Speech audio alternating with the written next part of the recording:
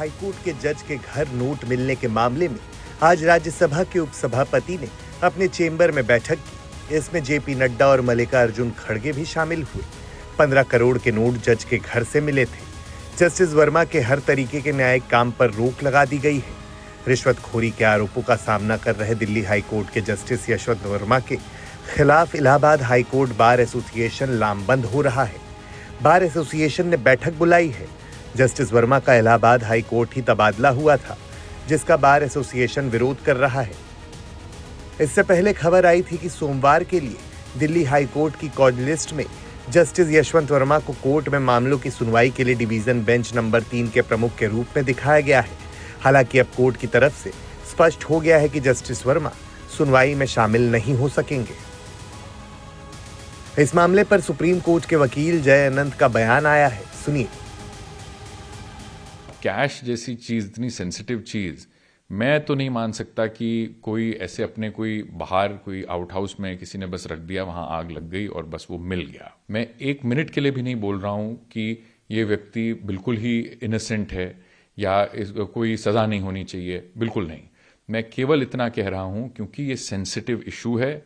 देश का सबसे प्रीमियर हाईकोर्ट के ये जज हैं और बड़े सीनियर मेंबर हैं जुडिशरी के, तो इसको जब तक प्रॉपरली इन्वेस्टिगेट करके पाया नहीं जाता कि सच क्या है, कुछ भी इसमें करना उसके पहले गलत रहेगा।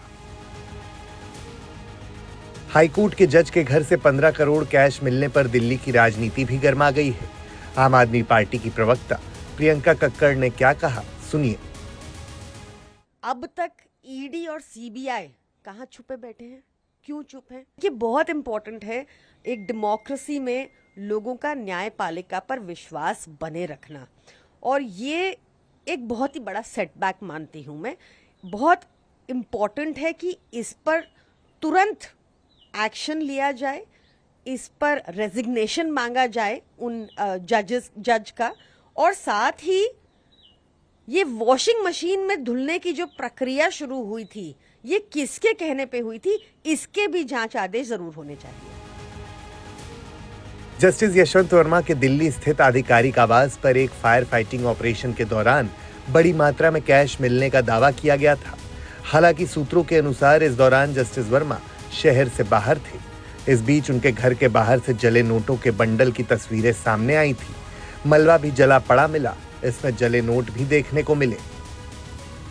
जब एनडीएमसी की टीम आज आई, सफाई कर्मचारी यहाँ पर आए और सामने की तरफ जब साफ सफाई की जाने लगी, तो जो 14 मार्च को होली के दिन जो नोट जले हुए थे, वो ये देखिए हमारे हाथ में है 500 का जो ये जला हुआ नोट है।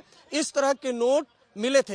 14 मार्च को जो आग लगी थी, वो ये एक छोटा सा आपको यहाँ पर दरारें दिखाई दे रही हैं। इसके अंदर से जो आग लगा हुआ था उसका जो कुछ वहां पर जो सामान जल करके खाक हुआ था, वो यहाँ पर आपको पड़ा हुआ दिखाई देगा। तो उनकी अपनी दलीलें कि घर में आग लगी थी, स्टोर रूम में आग लगी थी और वहां पर कुछ सामान जला हुआ था। उसके अलावा तमाम उन्होंने सफाई दी है, लेकिन इस मामले में सुप्रीम कोर्ट ने खुद संज्ञान लिया है। जब आग लगी थी 14 मार्च को, तो उसमें से जो कुछ सामान जला हुआ था वो यहाँ पर पड़ा हुआ आपको दिखाई दे भी रहा होगा।